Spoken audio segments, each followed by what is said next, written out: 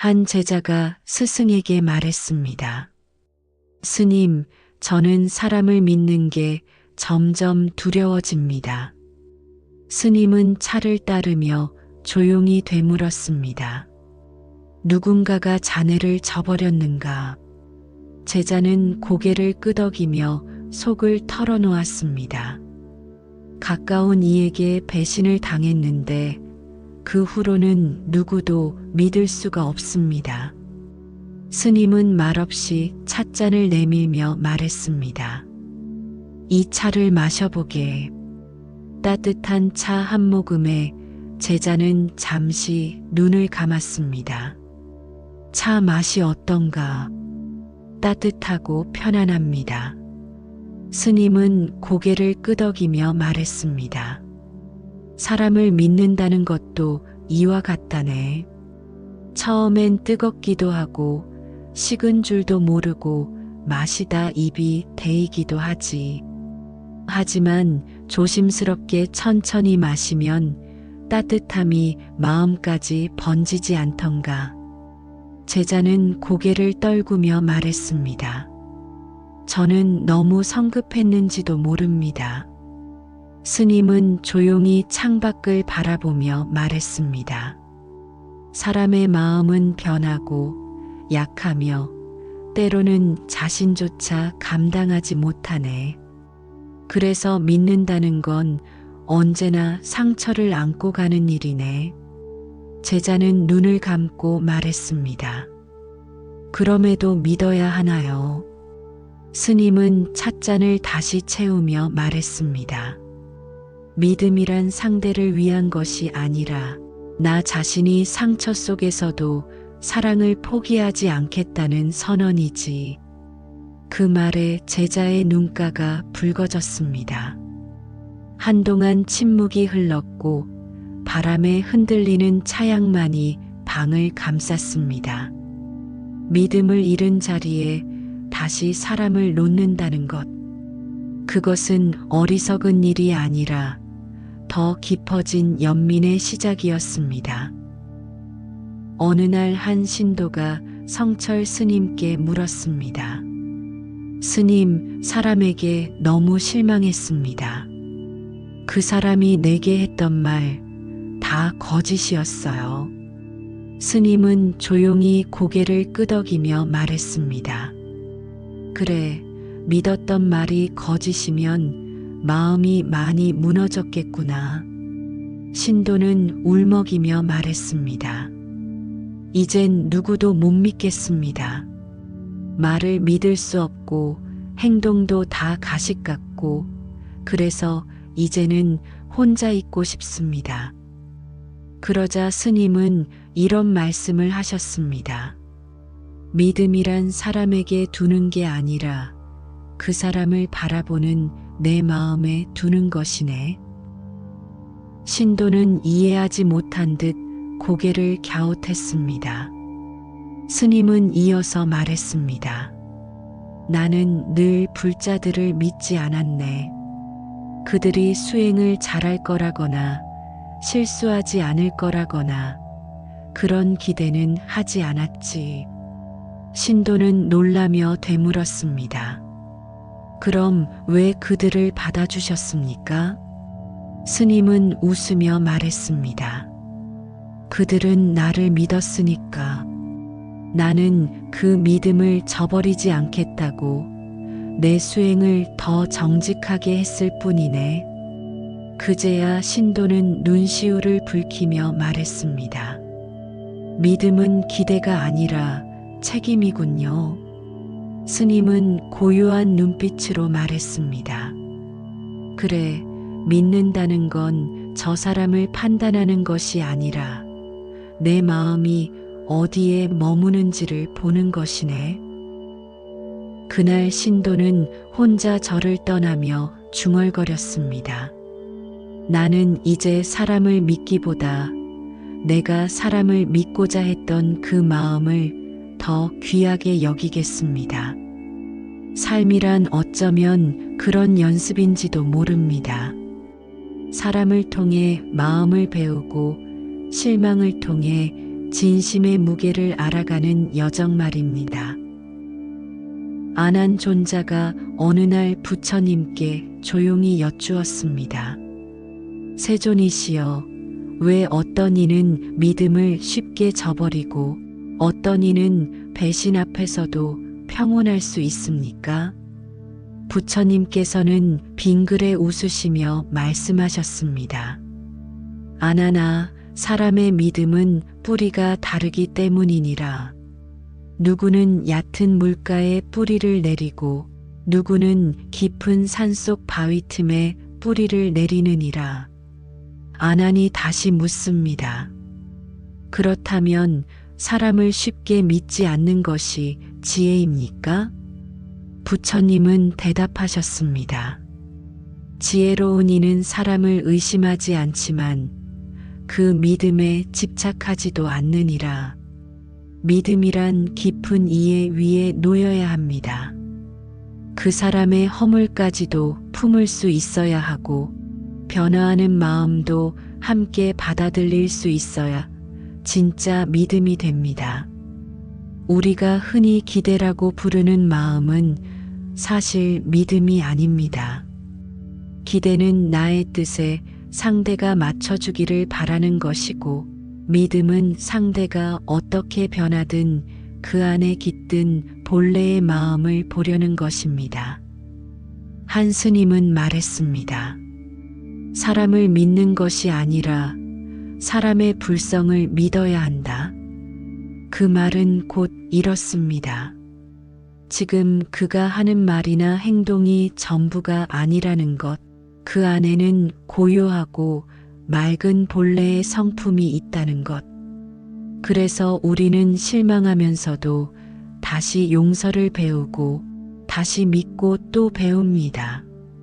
믿음이란 고정된 것이 아니라 삶을 살아내는 하나의 방법이며 그 과정을 통해 우리는 스스로를 조금씩 닦아가는 것입니다. 믿음을 잃었을 때 부처님께서 말씀하신 것은 단 하나입니다.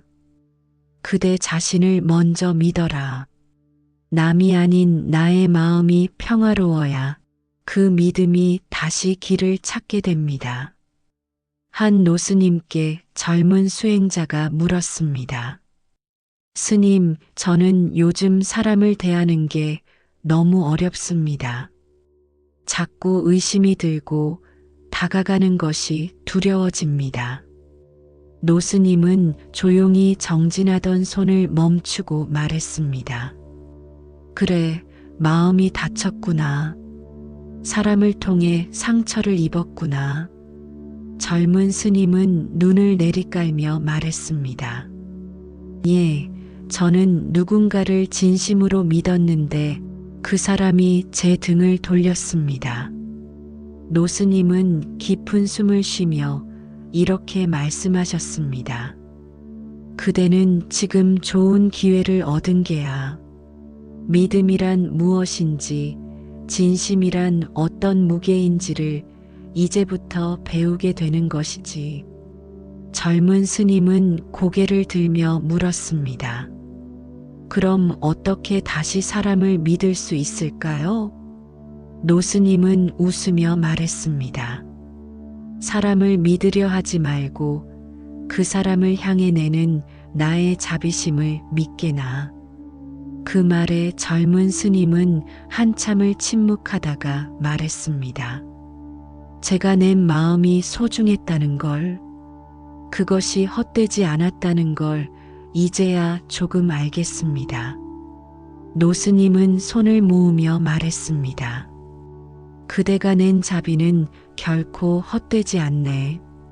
설령 상대가 그것을 밟고 지나가도 그 자비는 그대 안에 남아 그대를 지켜줄 것이야.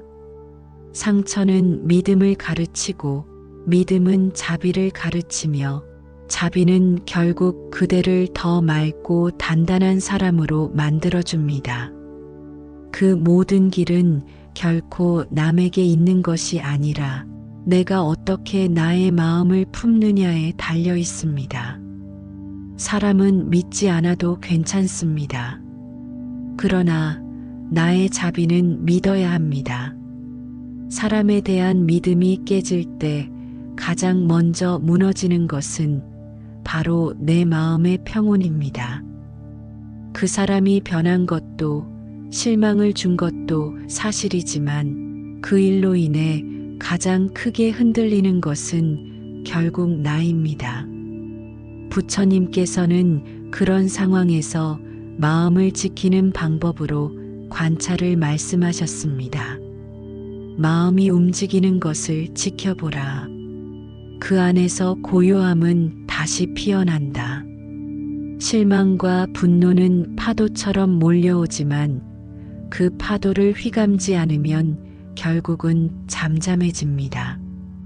우리의 마음은 때로 너무 빨리 판단하고 너무 쉽게 확신하며 너무 자주 상처받습니다. 그래서 부처님은 말씀하셨습니다. 모든 것은 다 지나간다. 믿음이 무너졌다는 생각조차도 한순간이다. 그 말씀은 냉정하라는 뜻이 아니라 지금 내 마음에 너무 오래 머무르지 말라는 가르침입니다. 사람은 떠나도 괜찮고 믿음은 깨져도 괜찮습니다. 그러나 그 일에 집착하면 내가 나를 잃게 됩니다. 실망했다면 그 마음을 바라보세요. 속상했다면 그 감정을 그대로 받아들이세요. 그러고 나면 아주 조용한 틈이 생깁니다. 그 틈에서 다시 나를 마주하게 됩니다. 그곳에서 마음은 회복의 길을 걷기 시작합니다. 그리고 다시 한번 스스로에게 말해줍니다. 나는 이 일로 더 단단해질 것이다. 성철 스님께 어느 날 한 제자가 찾아와 이렇게 물었습니다. 스님, 저는 사람을 너무 쉽게 믿었습니다. 그런데 그게 자꾸 실수로 돌아옵니다. 그래서 이젠 사람을 피하고만 싶습니다. 스님은 담담하게 말했습니다. 자네는 실수가 아니라 자비를 택한 것이네. 제자는 고개를 갸웃했습니다. 제가 뭘 잘했다고요? 자네는 사람을 믿었고 그 마음을 내는 일은 결코 헛된 일이 아니지. 제자는 고개를 떨궜습니다. 그래도 저는 자꾸 속습니다. 스님은 고요한 눈빛으로 말했습니다. 그래, 자비는 속는 일이야. 그걸 알면서도 하는 게 수행이지. 그 말은 제자의 가슴을 울렸습니다. 우리는 자주 착한 마음을 어리석음으로 여깁니다. 하지만 성철 스님은 오히려 그런 마음이 수행의 시작이라고 하셨습니다. 속더라도 실망하더라도 그 마음을 꺾지 않고 다시 내는 것, 그것이야말로 가장 큰 자비이며 수행자의 길이라고. 믿음이 무너질 때 스님의 이 말씀을 떠올려 보세요. 속더라도 또 한 번 믿어주는 그 사람이 결국 큰 사람이다. 사람에 대한 믿음이 깨졌을 때 우리는 두 갈래 길에 서게 됩니다. 하나는 닫히는 길이고 다른 하나는 열리는 길입니다. 닫히는 길은 스스로를 보호하려는 마음에서 나옵니다. 더는 다치고 싶지 않고 또다시 속고 싶지 않으니 아예 사람을 멀리하게 됩니다. 하지만 그 길은 결국 외로움을 남기고 고립을 심화시킵니다. 반대로 열리는 길은 다소 아프지만 치유의 문으로 나아갑니다. 부처님께서 말씀하셨습니다. 상처를 입은 자리에 연꽃이 핀다.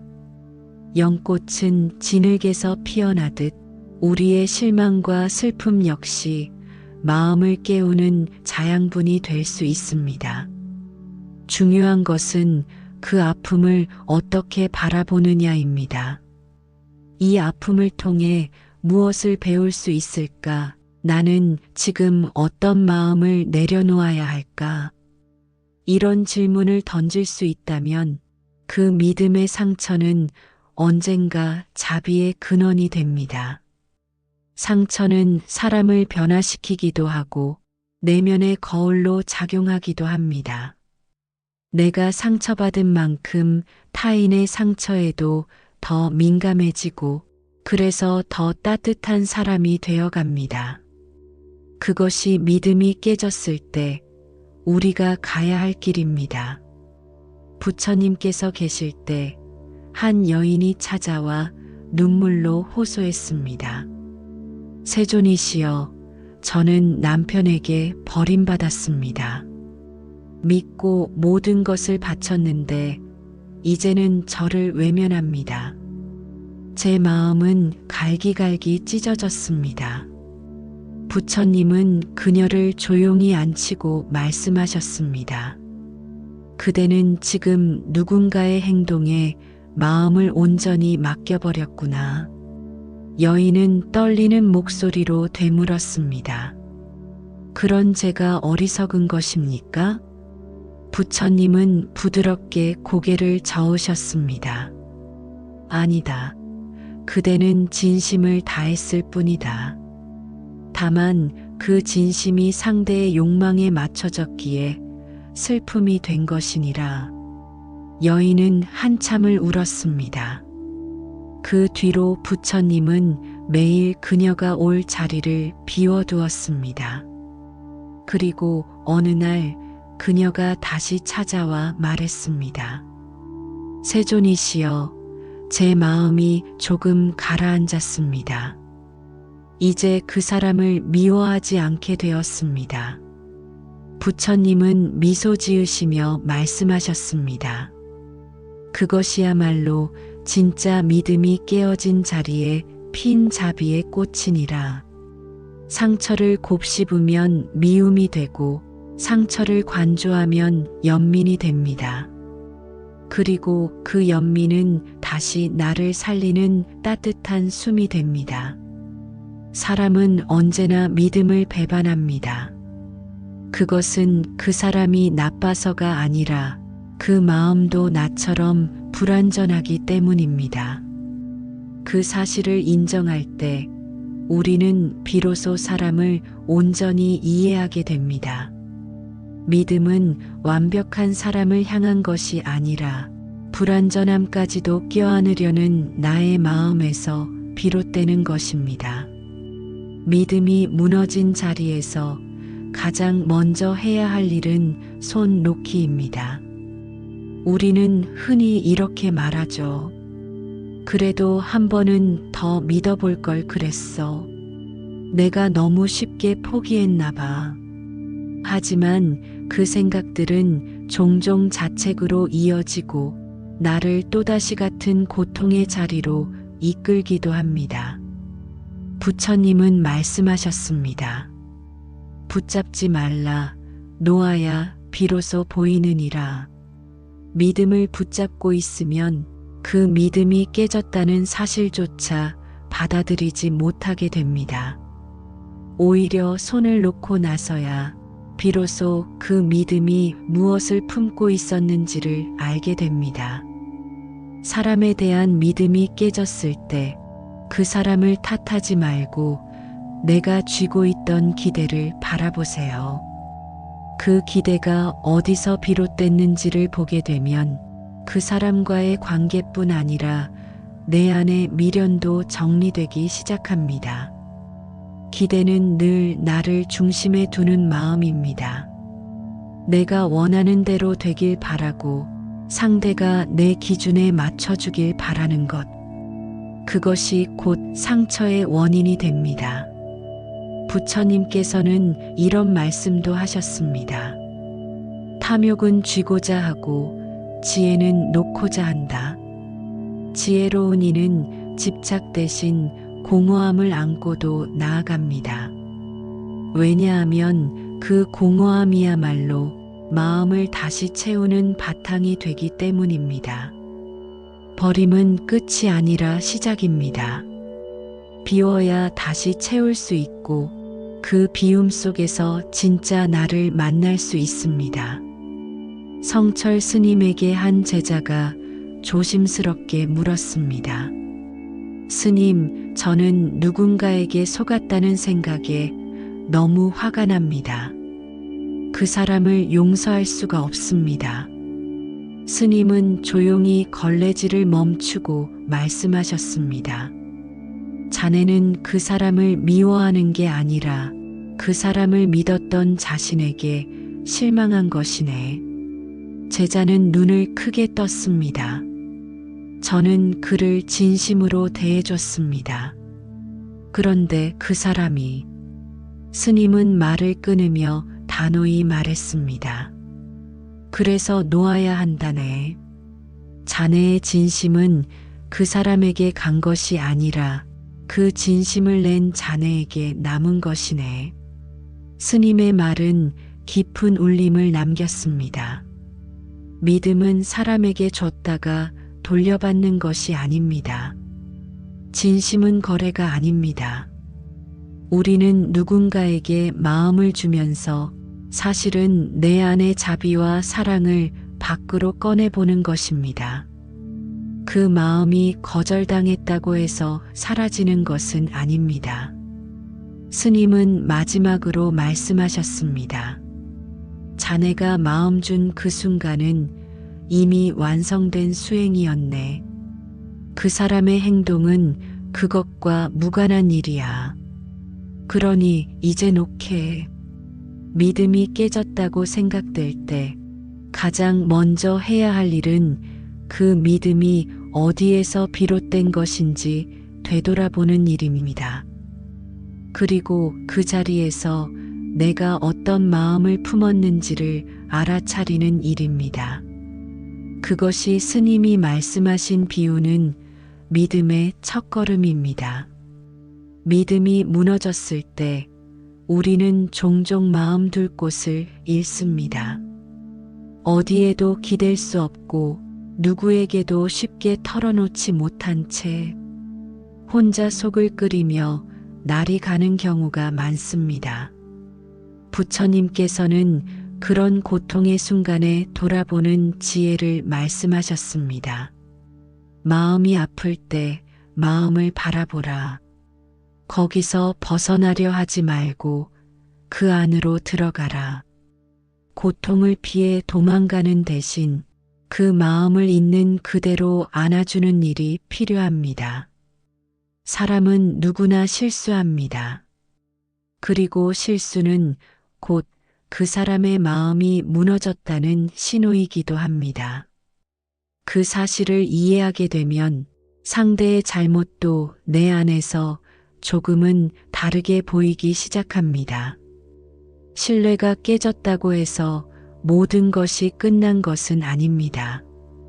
우정도 사랑도 그동안 쌓아온 기억도 사라지지는 않습니다. 다만 그것들을 새롭게 바라볼 시간이 필요할 뿐입니다. 믿음을 잃은 것이 아니라 그 믿음에 대한 시선을 바꾸어야 할 때입니다. 그 변화의 시작은 내 마음을 일으켜 세우는 것에서부터 시작됩니다. 나는 무엇에 상처받았는가? 그 상처는 지금 나를 어디로 이끌고 있는가? 이 질문들을 통해 마음은 천천히 회복을 시작합니다. 그 길은 멀고 조용하지만 그 끝에는 늘 조금 더 단단해진 나가 기다리고 있습니다. 믿음이 깨졌을 때 부처님은 이렇게 말씀하셨습니다. 외부의 것에 귀의하지 말고 스스로에게 귀의하라. 이 말은 누군가를 의지에 생긴 마음의 기반이 무너졌을 때 그 기반을 다시 내 안으로 가져오라는 뜻입니다. 사람이 무너지면 마음도 흔들립니다. 그러나 그 중심이 남에게 있었다면 그 마음은 언제든 다시 흔들릴 수밖에 없습니다. 진정한 귀인은 남이 아닌 나 자신을 향한 것입니다. 내가 낸 자비, 내가 낸 믿음, 내가 낸 용기. 이 모든 것이 사라진 것이 아니라면 그 믿음은 아직 남아있는 것입니다. 한 제자가 부처님께 물었습니다. 사람을 믿고 상처받았을 때 어떻게 해야 합니까? 부처님은 대답하셨습니다. 그대는 상처받은 것이 아니라 그대 안의 자비를 다시 마주한 것이니라. 상처는 깨진 것이 아니라 드러난 것입니다. 그 상처는 내가 무엇을 소중히 여겼는지를 알려줍니다. 그래서 우리는 아프지만 그 아픔 속에서 내가 누구인지를 다시 배우게 됩니다. 믿음을 다시 밖으로 향하기 전에 먼저 내 안의 중심을 회복하는 일. 그것이 부처님이 말씀하신 내면의 귀의입니다. 그 귀의가 이루어졌을 때 사람에 대한 믿음도 그제야 다시 시작될 수 있습니다. 사람에게 실망하고 나면 마음속에 남는 것은 배신감입니다. 그 배신은 단지 상대의 행동 때문이 아니라 그 사람에게 내가 얼마나 마음을 내었는가에서 비롯됩니다. 즉, 배신이란 내 진심이 짓밟혔다고 느끼는 감정입니다. 그래서 더 아프고, 그래서 쉽게 지워지지 않습니다. 부처님께서는 이런 감정을 그림자에 비유하셨습니다. 그대가 지닌 빛이 강할수록 그림자도 진하니라. 이 말은 우리가 진심을 다했기 때문에 그 어둠이 짙게 느껴진다는 뜻입니다. 결국 배신이라는 그림자도 내가 가진 따뜻한 마음에서 생겨난 것입니다. 그 마음이 헛된 것이 아니었다는 사실을 인정하는 것, 그것이 배신감에서 벗어나는 첫걸음입니다. 또한 부처님은 말씀하셨습니다. 상처는 기억이 아니라 이해로 남아야 한다. 우리는 종종 누군가에게 받은 상처를 오래도록 되새기며 자신을 지키기 위한 방패처럼 삼습니다. 하지만 그러다 보면 결국 가장 먼저 다치는 것은 내 마음의 문입니다. 누군가에게 마음을 줬던 그때의 나를 원망하지 마세요. 그 마음은 지금의 나를 더 깊고 단단하게 만들었습니다. 배신감은 사라지지 않지만 그 감정에 붙잡히지 않는 훈련을 우리는 계속해 나가야 합니다. 그것이 부처님께서 말씀하신 지혜의 길입니다. 성철 스님께서는 어느 날 절에 찾아온 신도에게 이런 말씀을 하셨습니다. 사람에게 실망했는가? 신도는 고개를 끄덕이며 말했습니다. 예, 스님. 너무 믿었기에 너무 아픕니다. 스님은 조용히 말씀하셨습니다. 그래, 아플 것이야. 하지만 진짜 배신은 남이 나를 속이는 것이 아니라 내가 내 마음을 모르는 것이네. 신도는 놀란 눈으로 스님을 바라보았습니다. 스님, 그게 무슨 말씀이십니까? 스님은 다시 말했습니다. 자네가 진심을 냈다면 그 마음은 자네 것이네. 그걸 상대가 어떻게 받아들이든 그 진심은 자네의 수행이었고 자네의 자비였지. 신도는 눈시울을 붉히며 말했습니다. 그럼 제가 어리석은 게 아니었군요. 스님은 고개를 끄덕이며 말했습니다. 그대가 어리석은 것이 아니라 다만 사람의 마음이란 늘 흐르는 것이라는 걸 몰랐을 뿐이네. 모든 것은 변한다.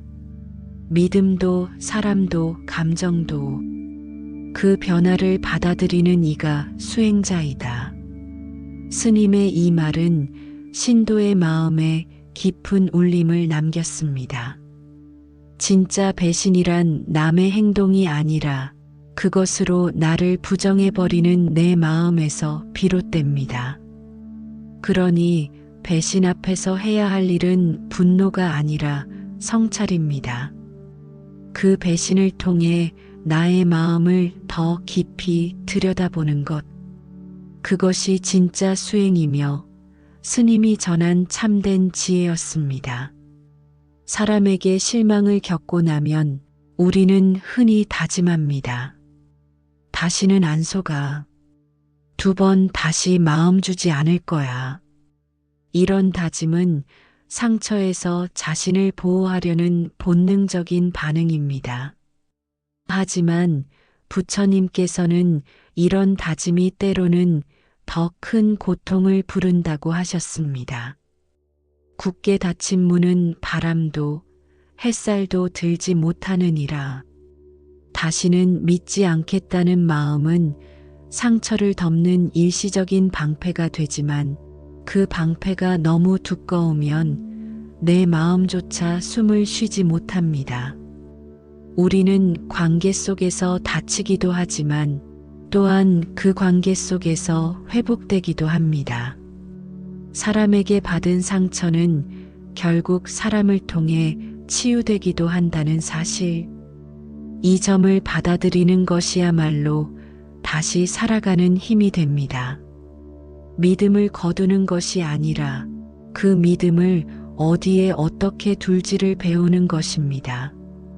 부처님은 제자들에게 이렇게 가르치셨습니다. 사람은 믿음의 대상이 아니라 자비의 대상이다. 그 말은 곧 믿음이란 상대를 이상화하는 것이 아니라 그 사람을 그대로 보며도 여전히 품을 수 있는 내 마음을 기르는 일이라는 뜻입니다. 다시는 믿지 않겠다는 결심은 나를 지키는 듯하지만 그 결심이 내 마음의 물길마저 막고 있지는 않은지 돌아보아야 합니다. 닫힌 문을 조금만 열면 그 틈으로 다시 햇살이 스며듭니다. 성철 스님은 생전에 많은 제자들의 고민을 들으셨지만 어느 날은 아무 말도 하지 않고 침묵만 하셨습니다. 한 제자가 다가와 속상한 듯 물었습니다. 스님, 저 사람이 제 믿음을 짓밟았습니다. 왜 아무 말씀도 안 하십니까? 스님은 고요히 눈을 감고 있다가 말했습니다. 마음이 다친 사람에게는 말보다 침묵이 약이네. 제자는 그 말에 할 말을 잃었습니다. 스님은 덧붙였습니다. 그대는 믿음을 줬지만 그 믿음이 상대의 마음까지 바꿔줄 거라 기대했네. 기대는 실망을 부르고 실망은 분노를 낳는다네. 제자는 고개를 숙였습니다. 그럼 어떻게 해야 할까요? 스님은 대답했습니다. 그저 바라보게. 그 사람도 상처도 자신의 마음도 그리고 어느 날 그 모든 것이 흘러가는 물결이라는 걸 알게 될 걸세. 그날 스님의 침묵은 말보다 더 큰 가르침이었습니다. 어쩌면 믿음을 다쳤을 때 필요한 것은 누군가의 말이 아니라 그 상처와 고요히 마주하는 용기일지 모릅니다. 그 고요함 속에서 우리는 비로소 다시는 믿지 않겠다는 마음을 내려놓을 수 있게 됩니다. 성철 스님의 침묵은 그렇게 한 제자의 마음을 다시 여는 첫걸음이 되었습니다. 사람에게 실망하는 순간은 많지만 반대로 누군가에게 믿음을 주는 사람으로 사는 길도 있습니다. 그 길은 쉽지 않지만 부처님께서는 그것이 가장 위대한 수행이라 말씀하셨습니다. 믿음을 주는 이는 복을 짓는 이다. 우리가 누군가에게 신뢰를 심어주는 순간 그 사람은 다시 세상과 관계를 맺을 용기를 얻습니다. 믿음을 받는 것도 복이지만 믿음을 주는 것은 더 큰 복입니다. 그런 사람은 쉽게 미워하지 않고 실망해도 등을 돌리지 않으며 실수를 보아도 품을 수 있는 마음을 지닌 사람입니다. 부처님께서는 그런 이를 진실한 벗이라 부르셨습니다. 진실한 벗은 어둠 속에서도 등을 내어주는 이다. 누군가에게 믿음을 주는 사람은 늘 자기를 먼저 살핍니다. 자신이 지닌 말과 행동이 신뢰로 이어지는지를 살펴보고 진심이 전달되기까지 기다릴 줄 압니다. 그 사람 앞에서 꾸미지 않고 약한 모습을 보여도 괜찮은 사람이 되어줍니다. 믿음은 그런 작은 순간들에서 자랍니다. 그리고 어느새 누군가에게 깊은 울림이 됩니다. 그렇게 살아가는 사람이 진짜 수행자이며 부처님께서 말씀하신 복의 근원이 됩니다. 한 신도가 스님께 물었습니다. 스님, 어떻게 하면 믿음을 주는 사람이 될 수 있을까요? 스님은 신도를 바라보다가 이렇게 말했습니다. 그대는 요즘 자신에게 어떤 말을 가장 자주 하는가? 신도는 머뭇거리다 대답했습니다. 저는 자주 저를 탓합니다. 왜 이렇게 바보 같을까? 왜 또 실망했을까? 그렇게요. 스님은 고개를 끄덕이며 말했습니다. 그래, 자신을 탓하는 사람은 남도 탓하기 쉬운 법이네. 자신을 믿지 못하면 남에게도 믿음을 주기 어렵지. 신도는 그 말을 듣고 조용히 눈을 감았습니다. 그럼 저부터 저를 믿어야 하겠군요. 스님은 웃으며 말했습니다. 그대가 자신에게 따뜻해질 때 그 따뜻함이 저절로 밖으로 번져나가네. 그러면 굳이 애쓰지 않아도 그대는 이미 믿음을 주는 사람이 되어 있을 걸세. 믿음은 특별한 행동이 아니라 내면의 진실함에서 나오는 기운입니다. 그 진실함이 결국 사람을 바꾸고 세상을 더 따뜻하게 만드는 것입니다. 믿음을 잃었을 때 우리는 종종 방향을 잃습니다. 누구를 원망할 수도 없고 무엇을 탓할 수도 없는 그 공허함 속에서 그저 멍하니 시간을 흘려보내게 됩니다. 그러나 부처님께서는 그런 순간을 진짜 나를 만나는 시간이라고 말씀하셨습니다. 모든 것이 사라졌을 때 마침내 그대 자신이 보이느니라. 믿음은 사람에게서 시작된 듯하지만 결국 그 믿음은 나의 마음, 나의 자비, 나의 기대였습니다. 그러니 그 믿음이 깨졌다고 느낄 때 가장 먼저 돌아봐야 할 것은 바로 나 자신입니다. 나는 왜 그 사람을 믿었는가? 나는 그 사람에게 어떤 마음을 바랐는가? 이 질문을 통해 우리는 다시 자신의 진심을 마주하게 됩니다. 그리고 그 진심을 알아차릴 때 비로소 고통은 자비로 바뀝니다. 모든 믿음은 결국 나에게서 시작되었기에 그 믿음을 어떻게 품고 갈지는 온전히 나에게 달려 있습니다. 이제 다시 선택하십시오. 상처받았던 마음을 원망으로 덮을지 아니면 그 자리에 자비를 놓을지. 부처님은 언제나 말없이 그 자리에 계셨습니다. 그 자비의 자리에. 그리고 오늘 당신도 그 자리에 조용히 앉아보기를 바랍니다. 하루는 부처님께서 혼자 나무 아래 앉아 계셨습니다. 한 제자가 다가와 조용히 말했습니다. 세존이시여, 저는 사람을 믿는 것이 두렵습니다. 이제는 관계를 맺는 것도 힘이 듭니다. 부처님은 고개를 끄덕이며 말씀하셨습니다. 그래, 두려울 것이니라. 사람은 변하고 세상은 무상하니. 하지만 그대는 믿음을 사람에게 두었구나. 이제는 그 믿음을 침묵과 자비에 두거라. 제자는 그 말에 잠시 멈칫하다가 되물었습니다. 침묵과 자비요? 부처님은 고요히 미소 지으셨습니다. 말없이 견디는 것, 다시 손을 내미는 것, 그 모든 것이 믿음이니라.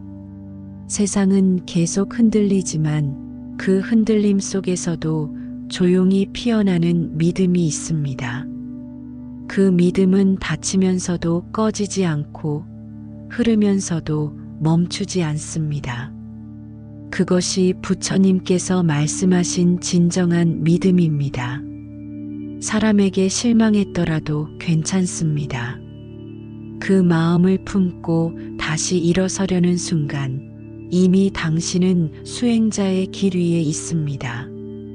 그리고 그 길 위에서 만나는 모든 고요한 순간이 당신의 믿음을 조금씩 회복시켜 줄 것입니다. 부디 당신의 마음에도 그 고요한 믿음이 다시 피어나기를 바랍니다. 오늘의 가르침이 도움이 되셨다면 구독과 좋아요로 자비로운 마음을 전해주세요. 다음 법문에서 또 뵙겠습니다. 성불하세요. 나무 관세음보살.